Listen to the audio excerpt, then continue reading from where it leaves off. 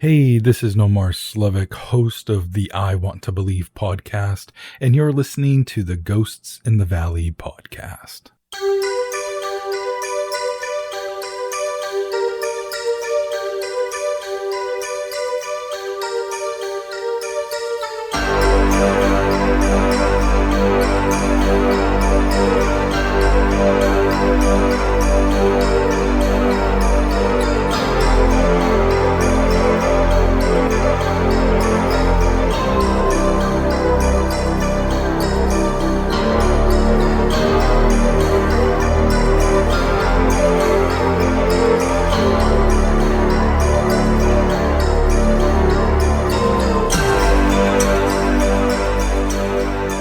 Okay, I'm excited today to have Leslie Robertson, or also known as L.D. Robertson, author out of Scotland.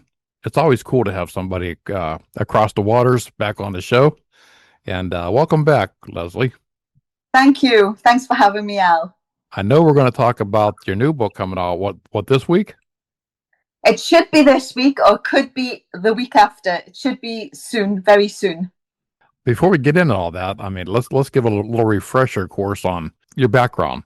What got you interested in writing on vampires? Well, I've always been a Twilight fan and a fan of Vampire Diaries, and also like Outlander, which is more Scottish kind of side of it. And I wanted to write something more about vampires in Scotland, alongside like they walk among us with other mythical creatures. So my first book, which I just happen to have here, this is Fear Liath, Immortal in Scotland, which I talked about on the last podcast. And it basically sets the scene. I wanted to write about vampires that were quite human, had human feelings and dilemmas, but they were probably exacerbated by the powers that are hidden by evil kind of sorcerers or other mythical creatures.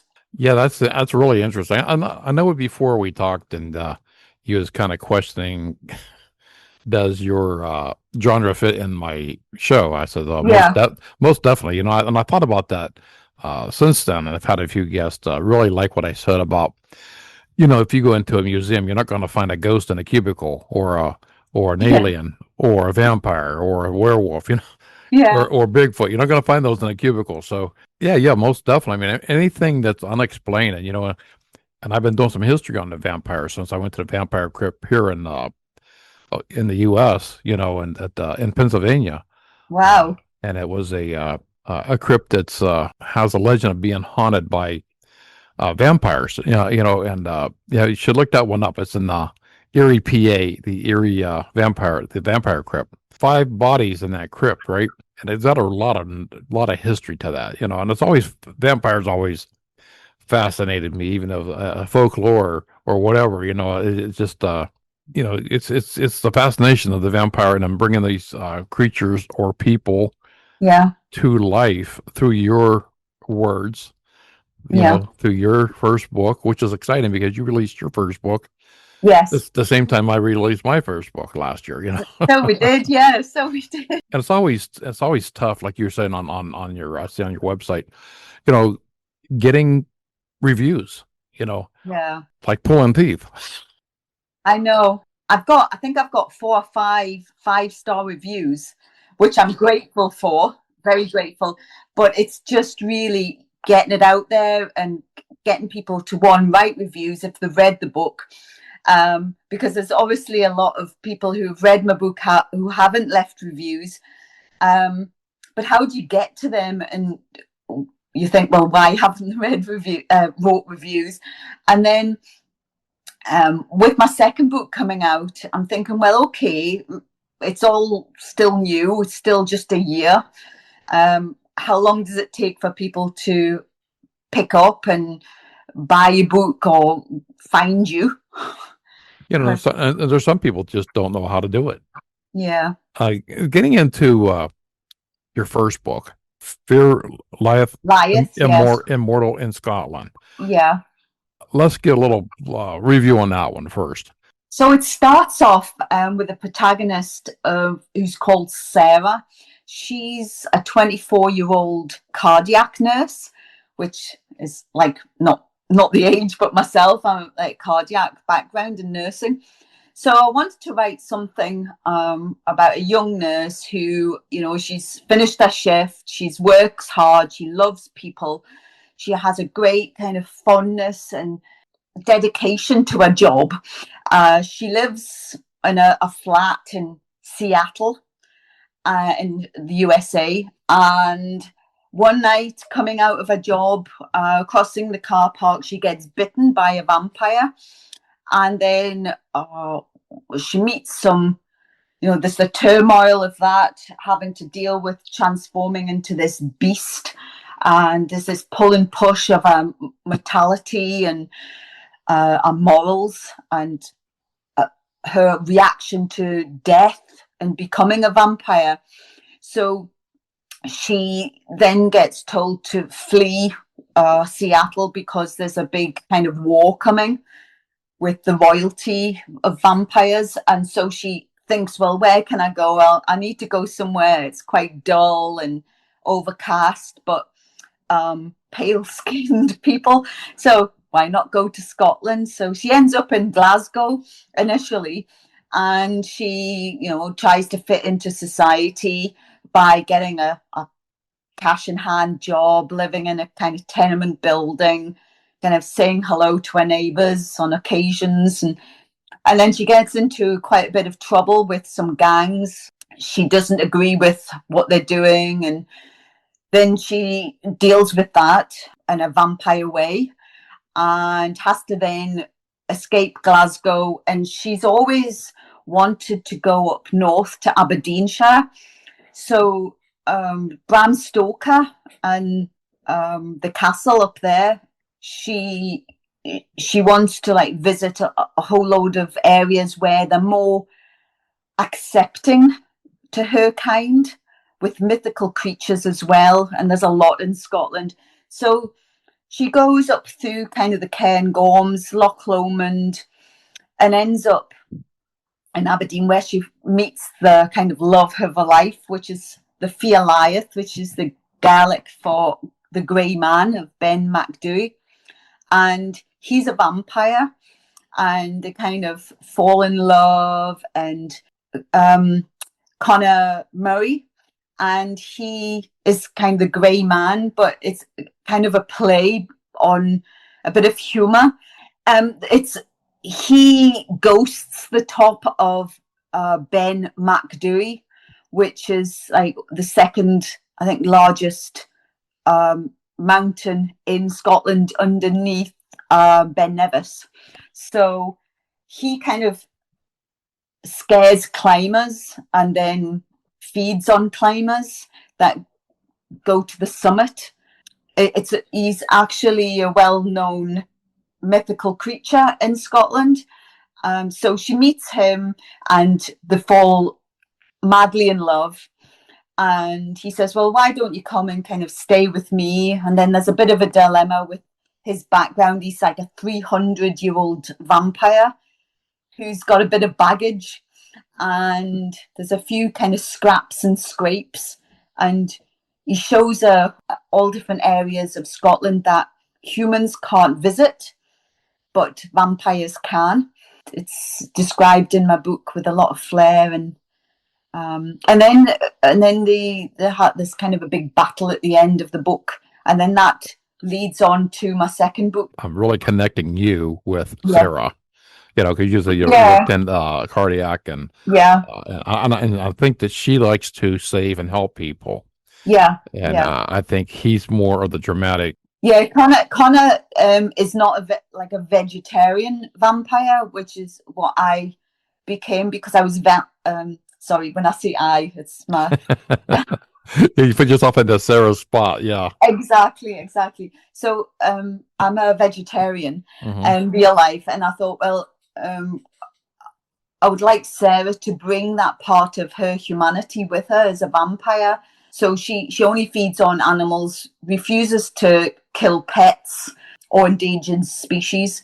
So it's basically kind of deer she lives on, and fish.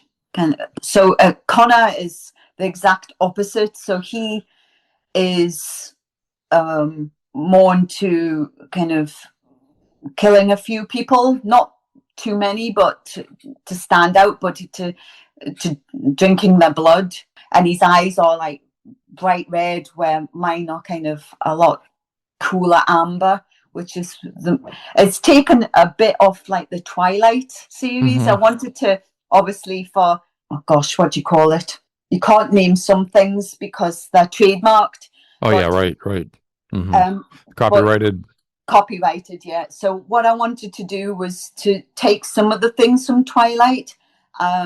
So he decides, he loves Sarah so much that he's going to change. He's going to try and become like a vegetarian, and they do have some mishaps, and he sometimes can't deal with if there's an injured climber, as in my first book, or if there's too much blood, so he kind of has to disappear. And that kind of switches a bit in my second book, where he takes the lead on that and gives Sarah more support with that part of our vampire life. So the characters remain the same? Yes. Do you add anything different to it, like any extra characters? Yes. So my second book, the protagonist Sarah is the same, and there's Connor, and they have to go on a voyage to Shetland. So it's called Immortals Shetland. So they want to head up to Shetland, where there's a Uphelia festival, which is a known Viking festival. They celebrate with torches and burning of a Viking ship. And this happens in, I think it's the last Tuesday of January every year. And the whole island, especially the main part of Shetland, they celebrate, and people come from all over the world to go there and look, and always say that name wrong.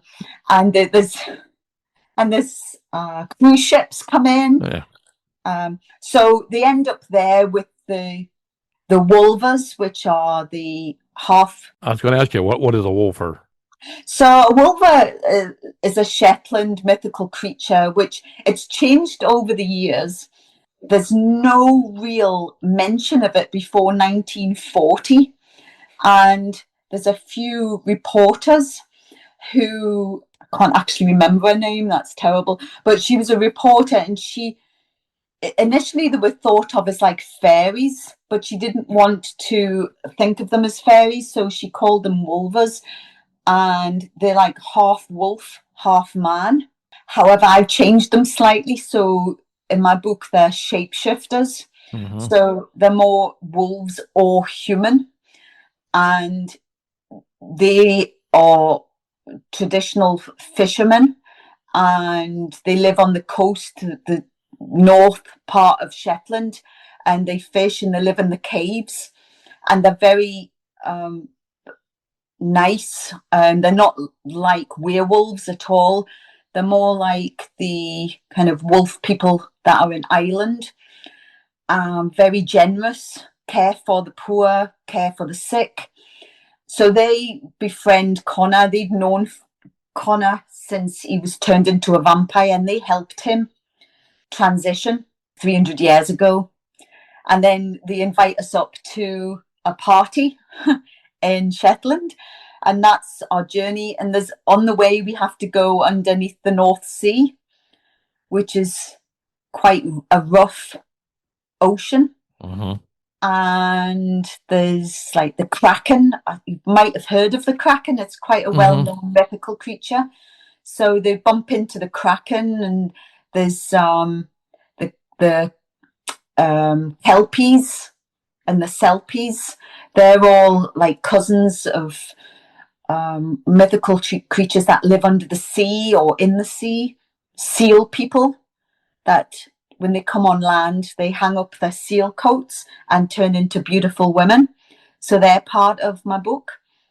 how do you come up with your ideas? I mean, I seen before you were saying it's taking you years to write that first because you're writing on a piece of paper Yeah, and a little scraps of paper, and that's basically what I did too. yeah. I mean, I know you focused Sarah being yourself. I mean, a lot of traits of yourself, right? My avatar, yeah. Did you do that with Connor too? Totally made up. Totally. I actually asked my first book. I put a dedication into one of the girls I work with because I asked her, I says, "Oh, give me a good Scottish strong male name," and she went Connor, and I says, "Why Connor?" She goes, "Oh, that's my son's name." So that's why. And I wanted somebody who was the same, round about the same age. Connor's about 27. So round about the same age as Sarah, but he's 300 years older in vampire years. Sarah's only about, when she meets him, is only about 5, 10 years old in vampire years. So she has to learn a lot quickly. This is a trilogy, right? Yeah. So you're gonna have a Yeah. third book. Yeah. I'm busy I, writing that now. I got to give you credit, man. I mean, you got this second one out really quick. Like I probably should, but I'm looking for another year for my sequel to come out. I plan to do like a trilogy as well. Okay. But it's taken like I said before, it's taken like 50 years to write this first one. I don't have that much time left for the to do that another 50. So Yeah. so the third one, without giving too much away, Yeah. you have in your head already an ending planned for this, Yeah. or Yeah. any Well, spin-offs from it, maybe, or just leave that well, one. I don't know. I don't know how authors let go of characters. Right. It's sometimes say goodbye to a Yeah. character. I don't think I can, Al. I think that would be really hard because I feel like they're part of me. I mean, not giving much away, but the whole thread through the trilogy is Sarah has these powers that are wanted by the royalty of the vampire clan. And she, throughout the books, she's in a dilemma. So she has to work out what she wants to do. She can't get out of eventually having to deal with this, and her powers are getting stronger. She doesn't know what her powers are, the perimeters. So she has to try and work that out. And that's a bit more in my third book. Mm-hmm. And it's based a wee bit in Scotland, but most of it's going to be in Europe, like heading towards Italy. And there's a few things that happen that only vampires could survive. Not giving anything away. So, and then obviously she has to then face her fears and face perhaps not being with Connor forever, not having that happy ending, not being with the love of her life, and have to end it either in a way where she's having to be alone or die. So I have it in my head what I want to do, and I'm probably about a third of the way through it, but it's still a draft. It's still very raw, very rough. Break a lot of hearts out there that people follow your story, Yeah. How could you do that, so yeah, it's always a tough to end like mine, mine's on a true story. So it was tough when I had to take a break from writing because it brought in my case brought back a lot of memories of these actual people that did pass, and I don't know about I don't know about the UK, but we were always told they come in threes. Yes. Like death comes in three. And ever since I heard that, yes, that's a dog on you, Grandma. So yeah, everything comes in threes, Al. So it's the dishwasher, the washing machine, and then the car. right. If something breaks down, it's like you're screwed. Yeah. So I was looking at you being you worked in cardiac. Yes, the ER. heart ward. Yeah. I don't know how much you dealt with that, with a patient. Yeah. So when I read that, I'm thinking, and a little bit about who Sarah was, and Connor, and so I'm thinking, well, and also adding different continents, like the United States and Scotland, and then you say maybe the third one may head you into Italy. So that's pretty cool because you're targeting some different people, Yeah. different areas of the world Yeah. that will fascinate a lot of people, especially on the vampire Yeah. theme. Well, I also it's hard because I want to talk about it, but it would give a lot away. But I also wanted Sarah to be like I don't know if I can say kick-ass, Yeah. kick-ass vampire. So I just love the underdog, right? So I wanted something to do with a serial killer, right? So in my third book, it's a serial killer who wants to be seen as a vampire. He's notorious in the newsprint, and Sarah thinks, okay, so he thinks he's a vampire. We need to go after him and sort this out and then there's a bit of a twist. She likes to annihilate people.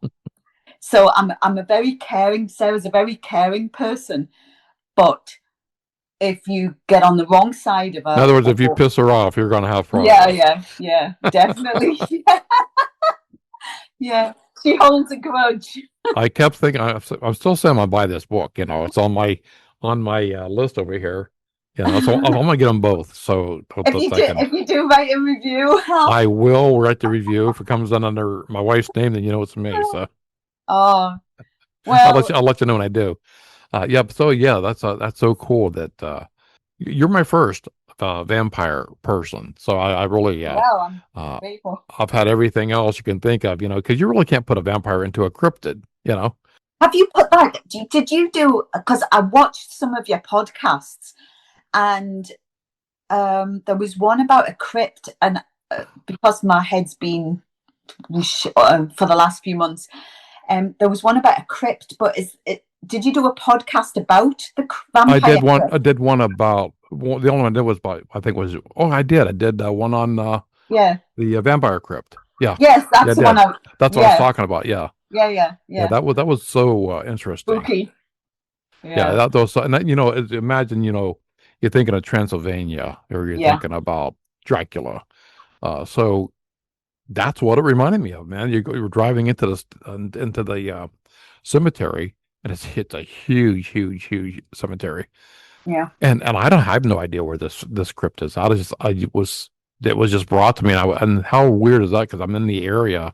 I live in Ohio. But this is in Pennsylvania, not too far from me, about an 2 hour drive. So I drove there, and my wife was with me, and she was not going to get out of the car, especially after seeing the crypt that sat up on the. It's really hard to explain. In other words, I spotted it like maybe 200 yards away, and I'm like, that's it right there. It just looked like something a vampire could live in, and it's because it was like embedded back in the earth. And if I can, I'll send you some pictures of it, I will. But was it a bit like the cemeteries you get in like New Orleans, where they're above ground, the big crypts? Yes. Yeah. And this is the only one in there that I know of that didn't have any names on it. And I was asking the groundskeeper at the cemetery. Mm. He said, "There's so much activity here that we're thinking about putting, especially around Halloween, they bring in guards because people want to, for some reason, steal." Well, so a lot of them have a fascination, but then you have others who just want to destroy stuff. And that's why I was real leery on putting that one out, because people listen and people want to go deface stuff that they think it's funny to. Yeah. But that place has so much history. Yeah. And I got out of the car and it was like 90 degrees outside, but when I got near the crypt, it was like you're in an air conditioner. Yeah. Oh my goodness. Yeah. So I was like, my wife, I'm not getting on the car. I've got shivers.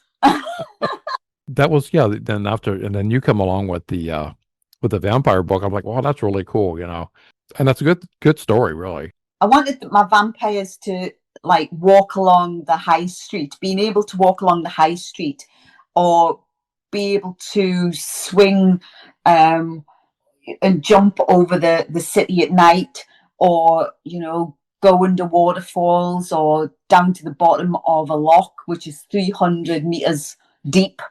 Loch Moray, which is like in the north of Scotland, and Nessie's cousin's supposed to live there, so that's a wee encounter. And just to make vampires, or my type of vampires, be more approachable, more real, rather than like a Bram Stoker kind of flesh. I can almost see your 3-part series as a little mini series.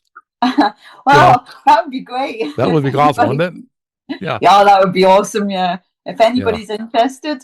Yeah, if they're interested, give you a call. Yes, please. Yeah. Yeah, but those are always fascinating series, and and you're talking about you're going from Seattle to Scotland. Yeah. So, and if I don't know if it's just me, or you can maybe say this is true or false, but you watch these old British shows, and they always have that fog that rolls in, and the you know what I'm saying? So, yeah.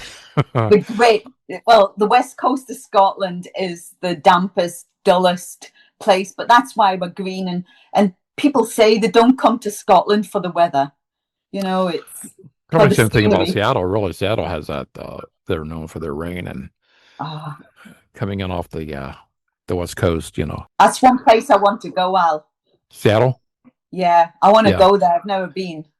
I watched a lot of Grey's Anatomy. Oh yeah. I love that. Yeah. Oh, I'm totally on the other opposite coast. I'm over by Cleveland, Ohio. So. Wow. Yeah. So I'm much warmer. Warmer, yeah, and then but we get that jet stream that comes straight to us. From you see it in the west, it usually heads right up to us. So do you get a lot of kind of winds, tornadoes? Oh yeah. I mean, I live in Newton Falls, Ohio. So we were known in 1985. We had one of the largest tornadoes to come through. It was an F5, and it was huge. It never left the ground for almost 50 miles. Wow. And it was so big, and luckily, thank God, there was nobody in this town. Well, I don't even live in a city. We're so small, we're a village. So nobody here was killed. And could you see it? Could you see the tornado? Oh, yeah. The people still talk about it. I didn't see it because at that time I lived in probably 15 miles from here. Okay. But my wife was working in another, because it went through so many counties and so many cities. Where my wife was working, there was rumors that she worked at the mall, that the mall was hit, and it was a big mall. Wow. So, and my wife was working that night. So here I am packing my kids up in a car and had I wouldn't have made Family of the Year father, putting my kids in that situation and driving them in the aftermath of a tornado. But it was so devastating. That is scary. I mean, we get winds, but we don't get them anywhere near that. When was it? I think it was last year. We had might be at the beginning of this year or just late last year. It was like 100-mile-an-hour winds. Wow. And it took down a few fences, and we have slates on our roof. So not like some of the states in America where it's just, they're not slates because of the winds. So we have tiles on the roof. Oh, tile, yeah. So tiles, they were coming off, and a lot of the fences went down, and there was a bit of destruction, but I don't think anybody was killed. But that's about it, really. We get a lot of rain, floods, but nothing dramatic like New Orleans, anything like that. But yeah, that's on my bucket list to go out west from where I live. I want to go on the Route 66, the old Route 66 that led through all the way to California. So that's on my list. So are you going to do that on a motorbike or in a camper van? Probably a car, just drive. I'm going to drive it. Winnebago. Yeah. Be a typical American. Right. I wish I had a Volkswagen van, the old ones. Yeah. There's a Route 500. It's called in Scotland, 500 miles, and it's north of Scotland, and it's got beautiful views, and you can stop in picturesque parts and take photos. You could Google it. It's quite famous now. The problem is it's got so famous that there's so many people on it. God, that would be cool. Does it go all along the coast or? Yeah, that's it. The Route 5000. Yeah. Yeah, that's it. Yeah. Yeah, it looks like a really cool area. I mean, and then naturally go down into UK where London is and Liverpool and Liverpool's very similar to Glasgow. It looks very similar. Yeah, was there a few years ago, and I had to keep reminding myself that I'm not in Glasgow. But Aberdeen is the Silver City. It's beautiful. It's made of granite. There's a lot of reports coming my way out of northern Scotland with UFOs. Oh, really? Yeah, and I don't know if you've heard anything about that, but that No. Person just contacted me the other day. Well, when I say the other day, it's probably about 2 months ago about UFOs, and the activity has really picked up. You know, Al, it's funny you should say that, because one time me and my family were traveling up to Oban, which is a beautiful village just off the west coast. We're driving along and there was 3 lights in the sky, 3 dots, and they were hovering. And I said to I was looking at them and I'm thinking, is it my glasses, a shine off the glasses? Is it a shine off another car light or something? And they never went away and they stayed the same. And I said to my husband, I says, can you see those lights? And it was 2 at the top and 1 at the bottom. And they never disappeared. They stayed there the whole time. And the road up to Oban is like twisting, turning along the edges of the locks. And you go, high and low, and it never changed. Like I said before, I've never seen a UFO. I've never seen Bigfoot, or a Fae or anything like that. But yeah, I always, when my guests come on the show and they say, you're not going to believe this. And I'll say, well, I do, because, you're telling me you don't believe in ghosts. Well, I grew up with a ghost. I grew up, in those 4 years, I could contest. I know what I seen, what I heard. Yeah. So I'm not going to sit there and say, how can I tell you a UFO don't exist or Bigfoot don't exist when you could tell me the same thing. See what you see. Yeah. Right. And so especially now with all the evidence, even from the governments, not just the United States, but all around the world, governments are recognizing now that they do exist. So fascinating. Right. Mm-hmm. You can end up down a rabbit hole, Al. You could, right. Certainly. And especially now with AI. So AI has gotten so good. They got to put a vampire sitting at the table with you having dinner, Yeah. So you don't know what's real and what's not real. And it's kind of ruined it for like a lot of investigators that I know, because the true things that happen is going to be shoved under the rug because of fake reports and it's good fake. It's good. Fake. Oh, that's a really good. They're so good now. It's like hard to tell. What somebody's saying or not saying and or doing. So well, I really appreciate you coming on and sharing your stories, and I can't wait for book 2 to come out.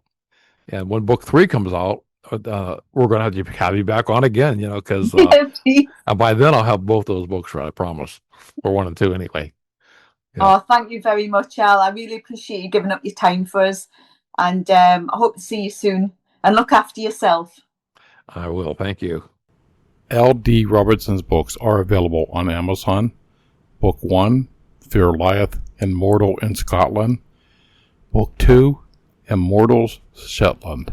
I'm sure I'll have L.D. back on the show when book 3 comes out of the trilogy. While you're in Amazon, pick up my book, Spencer's Ghost, The Guardian. Please leave a review for L.D. Robertson's books and for my book. We would greatly appreciate that. I'll see you next time on Ghost in the Valley podcast.